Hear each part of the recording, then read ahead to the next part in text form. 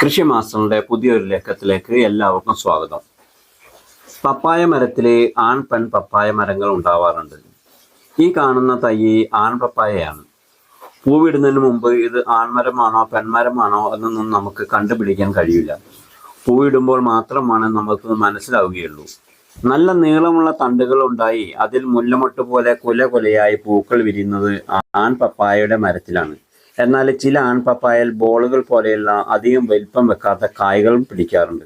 ചില ആൺപപ്പായ മരത്തിൽ കുറേ ആൺപൂക്കൾ വിരിഞ്ഞതിന് ശേഷം പിന്നീട് പെൺപൂക്കൾ വിരിഞ്ഞ് പപ്പായ പിടിക്കാറുമുണ്ട്. ഇതേപോലത്തെ അനുഭവം പലരും പങ്കുവെക്കാറുമുണ്ട്.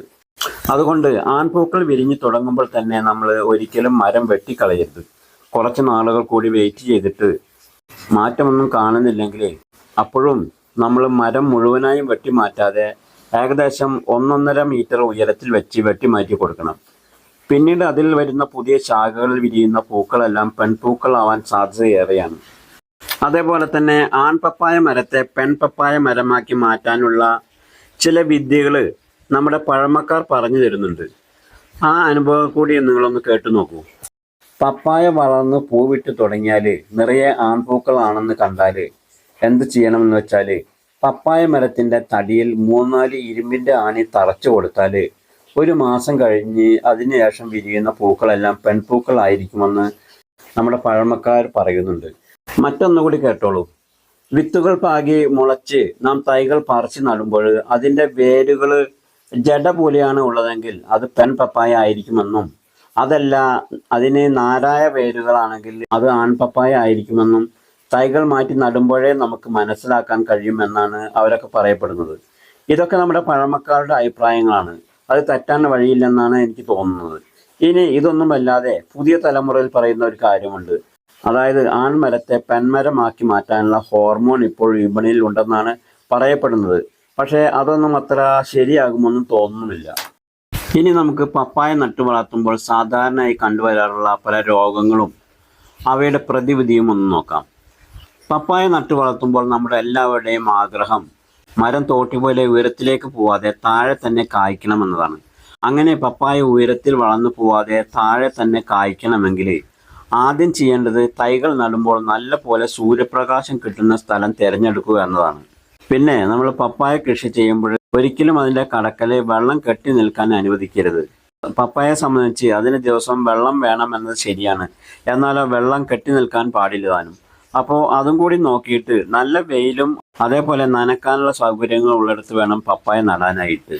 ഇന്ന് പല നഴ്സറികളിലും ഹൈബ്രിഡ് ഇനങ്ങളായ പപ്പായ തൈകൾ ലഭ്യമാണ്. റെഡ് ലേഡി, റെഡ് റോയൽ ഇവയൊക്കെ നല്ല അത്യുൽപാദന ശേഷിയുള്ള ഇനങ്ങളാണ്. ഇതിൻ്റെയൊക്കെ വിത്തുകളും നമുക്ക് ലഭ്യമാണ്. വിത്തുകൾ പാകി മുളപ്പിച്ചെടുക്കുന്നതിനെക്കാട്ടി നല്ലത് തൈകൾ വാങ്ങി നടുന്നതായിരിക്കും. ഇനി പപ്പായ തൈകൾ നടാനായിട്ട് കുഴിയെടുക്കുമ്പോൾ 1 അടി വീതിയും നീളവും താഴ്ചയുമുള്ള കുഴിയെടുത്തിട്ട് അതിലേക്ക് ഉണങ്ങിയ ചാണകപ്പൊടിയാണ് ചേർത്ത് കൊടുക്കേണ്ടത്. ഒരിക്കലും നമ്മൾ പച്ച ചാണകം ചേർത്ത് കൊടുക്കരുത്. ഉണങ്ങിയ ചാണകപ്പൊടി മണ്ണുമായി നന്നായി മിക്സ് ചെയ്ത് കുഴി നിറച്ചതിന് ശേഷം കുഴിയുടെ നടുവിലായിട്ട് തൈകൾ നടാവുന്നതാണ്. നടുന്നത് ഹൈബ്രിഡ് ഇനങ്ങളാണെങ്കിൽ നന്നായിട്ട് വളപ്രയോഗം അത്യാവശ്യമാണ്. അതുപോലെ കുമ്മായമിട്ട് മണ്ണ് ട്രീറ്റ് ചെയ്യേണ്ടത് പപ്പായയെ സംബന്ധിച്ച് നിർബന്ധവുമാണ്. ഇല്ലെങ്കിൽ പപ്പായക്ക് പല രോഗങ്ങളും പ്രത്യക്ഷപ്പെടും. ഈ കാണുന്ന പപ്പായ തൈ കണ്ടില്ലേ, ഇതിൽ മഞ്ഞളിപ്പ് രോഗമാണ്. ഇത് വന്നു കഴിഞ്ഞാൽ മറ്റ് പപ്പായ ചെടികൾക്കെല്ലാം ഇത് സ്പ്രെഡ് ചെയ്തു പോകും. അതുകൊണ്ട് ഇത്തരം മഞ്ഞളിപ്പ് പോലെയുള്ള രോഗങ്ങൾ വരാതെ നോക്കാൻ കുമ്മായം ഓരോ 3 മാസം കൂടുന്തോറും 100-150 ഗ്രാമോ കുമ്മായം ചേർത്ത് മണ്ണ് ഇളക്കി കൊടുക്കണം. അതിനുശേഷം വളം കൊടുക്കുകയും വേണം. അതുപോലെ ഓരോ ചെടിക്കും മഗ്നീഷ്യം സൾഫേറ്റ് ഇട്ട് കൊടുത്താൽ മഞ്ഞളിപ്പും കുരുടിപ്പും മൊസൈക്ക് രോഗമൊന്നും വരാതെ പപ്പായ ചെടിയെ നമുക്ക് സംരക്ഷിക്കാൻ പറ്റും. തൈകൾ നട്ട് 5 മാസമാകുമ്പോഴേക്കും പപ്പായയിൽ പൂവിട്ട് തുടങ്ങും. പൂവിട്ട് 6 മാസമാകുമ്പോൾ പപ്പായ പഴുത്തു തുടങ്ങുകയും ചെയ്യും. നല്ല മഴക്കാലത്ത് കായ്കൾ മൂപ്പത്താതെ കൊഴിഞ്ഞു വീഴുകയും ഇലകൾ പെട്ടെന്ന് പഴുത്തു പോവുകയും ചെയ്യാറുണ്ട്. അങ്ങനെ കണ്ടു കഴിഞ്ഞാൽ സ്യൂഡോമോണസ് തടത്തിൽ ഇടക്കിടക്ക്, അതായത് ആഴ്ചതോറും ഒഴിച്ചു കൊടുത്താൽ മതിയാവും. അതുപോലെ തന്നെ ഒരുപാട് ആളുകൾ ഒരു പരാതി പറയാറുണ്ട്. കായ പിടിക്കാറാവുമ്പോൾ പപ്പായ കുരുടിച്ചു പോവുക എന്നതാണ് അവർ പറയുന്നത്. അതുപോലെ തന്നെ കടഭാഗം ചീഞ്ഞു പോകുന്നു എന്നതും.